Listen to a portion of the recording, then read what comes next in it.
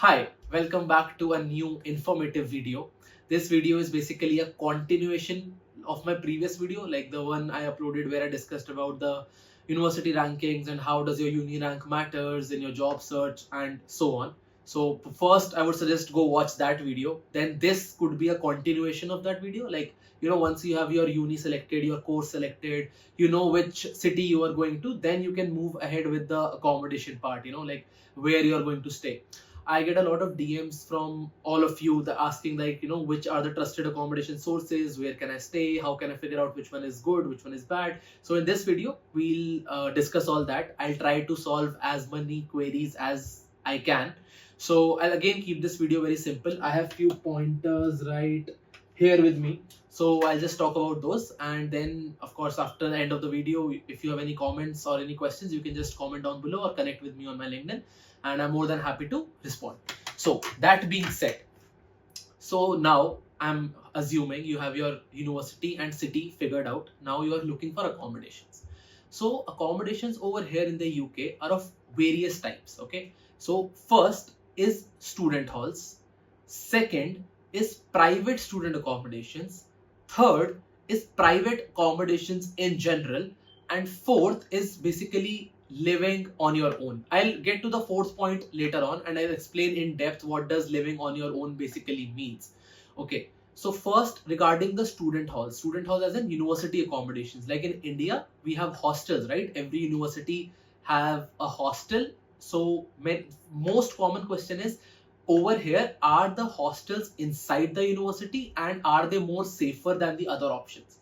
So to clear that doubt, UK is a small country in terms of geographical area. Okay, so every city, like apart from London, mostly every other city is uni based city. Like, you have one university from that particular city, and majority of the buildings in that city is of universities. Like University of Manchester is quite same, Glasgow is quite same, Leeds is quite same. Like, most of the buildings you'll see is the city built around the university. Okay, so there is no sort of boundary like we have in India, right? That this area is for university, then here are the hostels, here are the classes, something like that. So that boundary is not over here. It's like basically just full-fledged buildings around the city.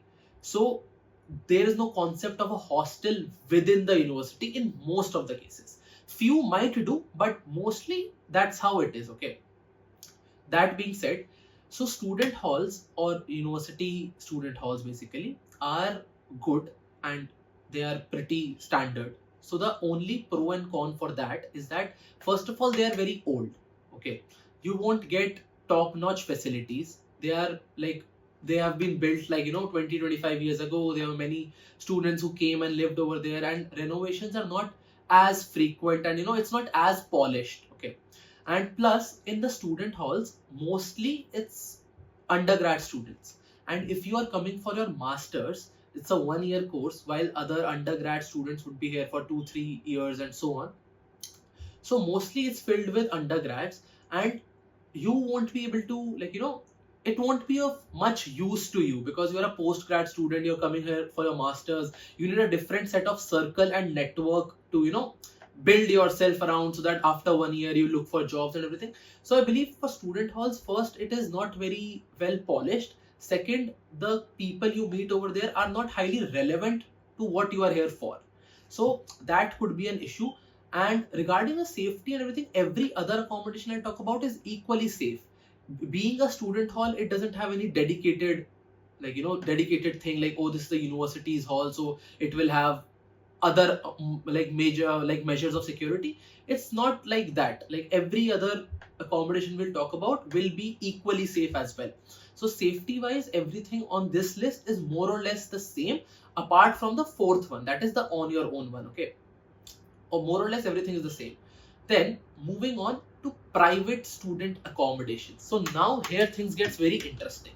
So a private student accommodation is similar to university halls, but it is managed and built by a private company. So as it's built by a private company, the facilities are very good. Like there are student accommodations which have dedicated playrooms, like you have pool, you have playstations, you have libraries, you have study rooms, you have all of those things provided to you. And in your rooms as well, like, the flat that you will be living in will be well equipped as well, like, new appliances and all those things. So it's quite polished. So that is a major difference between a uni hall and a private student accommodation. There are certain big chains of this private student accommodation halls called IQ Students, Unite Students, Vita Living.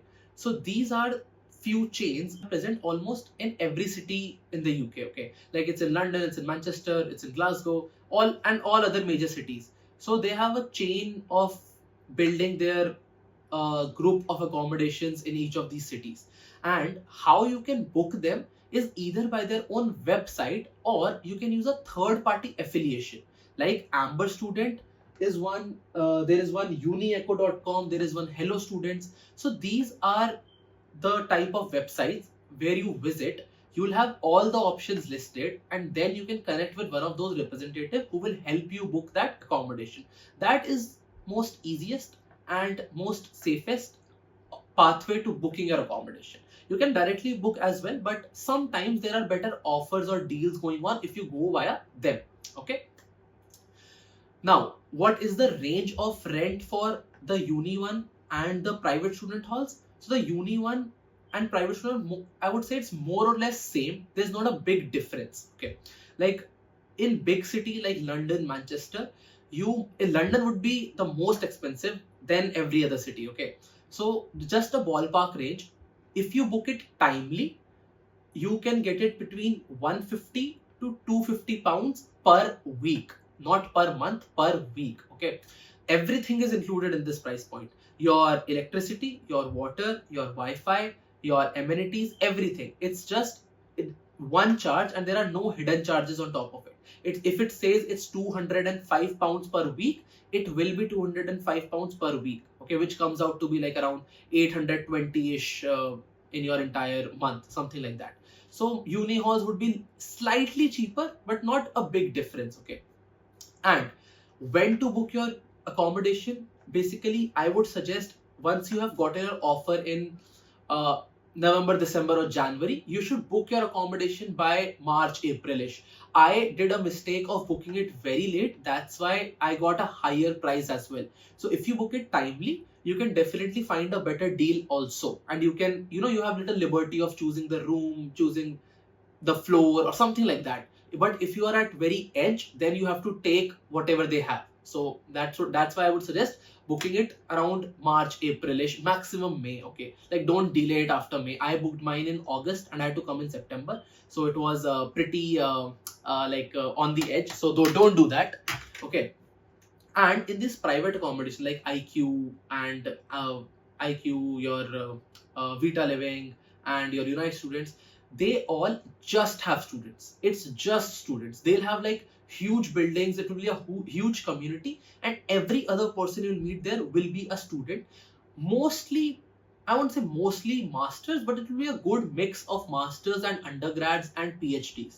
So that's why you can make your own circle. You can connect with nicer people. That's why I would suggest going to these ones, and because in the same, more or less in the same amount of money, you're getting better facilities. You're getting better safety. Better safety as in you have a fob, you have 24-hour concierge, you have dedicated centers for like either playing, either for studying, something like that. And you have community events over there as well. So privates are good. And just a quick note, in private student accommodations or in others as well, like in student one as well, mostly the case over here is you pay the rent for a month and every amenity is included apart from washing your clothes. So they don't have a washing machine in each flat. It will be like for a one entire building, there will be a common area to wash your clothes and dry your clothes. And every time you have to pay 3 to 6 pounds, I think, depending on where you are living, which city you are in, for every cycle. Every cycle as in first you will wash, and you can't dry clothes outside because the weather is always very wet and cold. So you need to dry them in the dryer, and it will charge you 3 pounds as well every time you do one cycle. So be careful with that. And it's a very common practice over here. This is nothing like out of the box. It's very common in student accommodations over here. Okay, that is clear, right? Moving on. Now there are private accommodations in general. What are these? Imagine them as like, how in India we have buildings, private societies, and in that it could be one professional, student, businessman, something like that, like normal private building. So those are options are also available over here, and you can find a studio, one bed, two bed, three bed, depending on your price range and how many people you are moving in with. Okay, now, the difference between the private student, uni students, and this private accommodation in general is that for the first two, you won't need any guarantor as such. Like you can just, list your parents as your guarantor, and that would be good enough because you're a student and they are dedicated to provide accommodations for students. That's why the background check that they do is limited for just for you to prove that you are a student and you have means to pay the rent. That's it. While on the other hand, where you are renting it on from a private in a private building where every other person is also living, over there the agency whom you are renting it out from or website you're renting it out from, the landlord will be looking at your he will first of all need a UK based guarantor, and I'm pretty sure it's not possible for every one of you to provide a UK based guarantor. That's why this option is little tricky. Okay, but it gives you a freedom of living wherever you want to, or living in a more nicer place if you want to. So that's why this is little more posher and more polished. You can meet a lot of people who are working there as well, like professionals who are working there. You can connect, you can network, so you have better opportunities there as well. But the cost could be higher than these student accommodations little bit. Secondly, because the cost varies on the area, because it's a private thing, so it's not standardized. It's like, it depends on the area. If you are in South Bombay versus North Bombay, South Delhi versus East Delhi, something like that basically. So you need a strong documentation to get into these ones. Okay, I hope till now it's everything is clear. Now moving on the fourth option, which is on your own. What does that mean is, so there are websites like Rightmove, Spare Room, and Zoopla. What these websites have is like, imagine I own a 3-bedroom house, okay, where there are 3 bedrooms obviously, and I as landlord rent one room individually, like every room individually. So in this room it will be one person, one person, one person. So I can just put out an ad saying that room 1 is available to rent while other 2 rooms are already occupied. So you can share one room. I mean, you can have one room in a shared 3-bed. Okay, that is done on these kind of websites. You can get the best deal out here because it is cheaper. At times it could be cheaper than all 3 of them. Okay, but the issue with that is trust. First of all, you don't trust the listings because it's a private landlord. You have a doubt of, what if I pay money, because everyone demands you to pay upfront. Like generally in these Rightmove cases, they demand a security deposit, they demand first month's rent, and something like that, some sort of arrangement. So you are not very sure like whether what I'm paying will be safe, and there is no guaranteed like I'll get the room, it will be looking exactly the same as I saw in the pictures, because there could be some scam. So that's why there's a little doubt. That's why very less percentage of the student book it from India. What mostly they do is they come over here, they stay here in an Airbnb or a hotel for 2 weeks, and they look for these kind of places because they are cheaper. Okay, and mostly everything is included in the rent, generally depending on the landlord. If they want your rent to be separate, bills to be separate, that depends on the landlord obviously. So most of the students, they come over here, stay in a hotel for 2-3 weeks, and try to look for that own your own accommodations on these 3 websites: Rightmove, Spare Room, and Zoopla. And after they come over here, they can browse and look at the house, like is it exactly like how they saw it, and then they can proceed with paying. I would say this option is, yes, it's cheaper, but it comes with its own pros and cons, as I just mentioned. And there are there's not 100% chance that you'll exactly get the cheapest one, or you'll like that one. So it's a risk. If you are willing to take that risk, well and good. You might find very nice, you might find something moderate. So you need to address that risk equally, like according to you. Like you think you'll be able to pull it off, then do come. But from this on your own and other three, the good thing is other three are private, like these two are privatized and this is the uni one. So whatever you see in the picture, you'll get exactly that, exactly. Like very rare cases that something or the other would happen that you won't get the exact looking apartment as you saw in the pictures. Mostly it's like exact same apartment, exact same amenities, you'll get everything that is mentioned on the website. So that's how these three are safeguarded. Okay, now as I mentioned about these four things, how can you figure out which option or where you should get this accommodation? So look for few things. First, make sure that your university is closer to that accommodation, because else you have to what's the point of you living in at a cheap place which is very far from the university, and then you have to pay for transportation charges every 3 days a week up and down. So that will be like almost the same if you could have lived a little closer. Okay, so try to live 20, 25 minutes, 30 minutes, 35 minutes walking distance. That's good, that's doable. And look that area is safe. To check the area is safe, you can go online. I'm pretty sure in London you can find borough-wise report of the crime rate online, and you can have a look. You can read on Reddit. You can read articles online that is that area safe. Check that. And third, check that are there any, if you are coming from Asian background like India, Pakistan, Bangladesh, check that are there any grocery shops which have Asian groceries basically, and other supermarkets, general supermarkets as well. So there are few supermarket chains over there which are present almost everywhere, like Tesco, Sainsbury, M&S, all those things. So just have a look and check the connectivity as well from the city center, from the university, from your workplace. So after seeing all those things, you can finalize like which accommodation is good. So just to mention as well, these two, the first two, the uni ones and the private student accommodations, both have the similar concept. Okay, it will be like a community of many buildings, and there will be 2-bedroom flats, 3-bedroom flats, 4-bedroom flats, and one room will be yours, and you will have other three like flatmates. In these kind of accommodations, it's very rare for you to share a room. Okay, generally one room per person. It is very difficult for you to find a shared room because 99% of the cases there are no such rooms present in these two accommodations, first two. Okay, you can find the shared room if you're looking to live on a very cheaper your budget is very low and you want to live for a cheaper accommodation.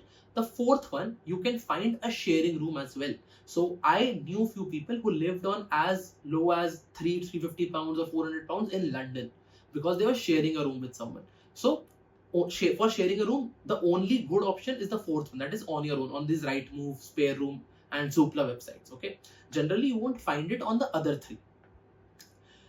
And talking about like how much would they cost, like the private one and the on your own one would exactly vary for depending on if you're sharing it, which area it is, and this one more or less like 500 to 1,000 pounds ish depending on which city you are in. So these are the major points that you must consider while looking for accommodations. Now talking specifically about London. So in London, if you're looking for a student accommodation near university, let's take example of King's College, let's take example of UCL or Queen's Mary. So these all universities are present in the central London, mostly like zone 1, zone 2. So the student accommodations are very close by. So those accommodations could get little more expensive, like 250 plus as well. For to live on a lower budget in London, the more you move away from the center, the cheaper it will keep getting. So zone 3 and beyond will be cheaper accommodations. You can find cheaper accommodations like Southall, East Ham, Ilford, areas like this. Okay, and also imagine you came over here, you couldn't book any prior accommodation, and now you're looking for places. There is also another way to find accommodation, that is you can go to temples like ISKCON, you can go to gurudwaras. Why? They have a notice board where people put like they have a house, they have one room empty, if you would like to connect, please connect. So they have few leads which can help you to get it on like very fast. Basically you can just contact them, tell them that you found them at this place, and they can just book a viewing. You can look at the room. If you like it, you can just pay on spot and start living there. So that is also one of the way which you could. Okay, so one more point, tenancy length, like basically length of a tenancy. So All those four options. This one is university student accommodations, private student accommodations, private general accommodation, and on your own. First, we'll talk about the student one, university one. Okay, so over there, mostly it's run from year to year, or it's run from September to July. Mostly there are just these two options. Okay, I would suggest go for the entire term, like September to September, because I believe you don't want the hassle of moving your house in between your academic year. Okay, because the September to July one, you have to first of all shift and find another place, which is a hassle itself, and between your dissertation as well. So I would suggest go for the entire term's tenancy length for both of these things. Basically, the private student accommodations also work on the similar model. Okay, if you are thinking that you want a place for 1 to 2 months, and then when you make friends over it, then you want to move, because I am pretty sure many people would be like, we'll make friends and then we'll live with them rather than living with strangers.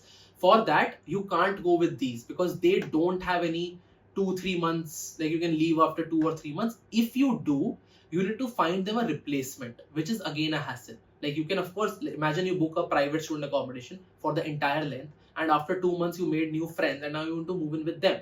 So to move in with them, you can of course leave this place, but you need to provide them with another person who will replace you. Only then you can move in. Okay, in general, only the fourth option will have flexible tenancies, like 1 month, 2 months, 3 months, 4 months, 6 months, 12 months, and so on. So you can go to these websites, put it in the filter section, then you can find that thing as well. But I would suggest look for the entire term's tenancy length, because that is very easy. Okay, so I think I've covered all the points regarding the accommodation. I've covered the major doubts. If you have any more questions, please feel free to comment down below, or reach out to me on my LinkedIn or Instagram. I'm more than happy to help. Also, if you want a one-on-one consultation regarding the uni, regarding the accommodation, regarding the jobs, anything, you can book a call with me, and the link for that will be in the description as well. And I would include all the links in the description, or whatever will be helpful to you and will be easier for you to navigate as well. Well, that's it for this video. Thank you so much for watching, and please subscribe to the channel. Bye bye.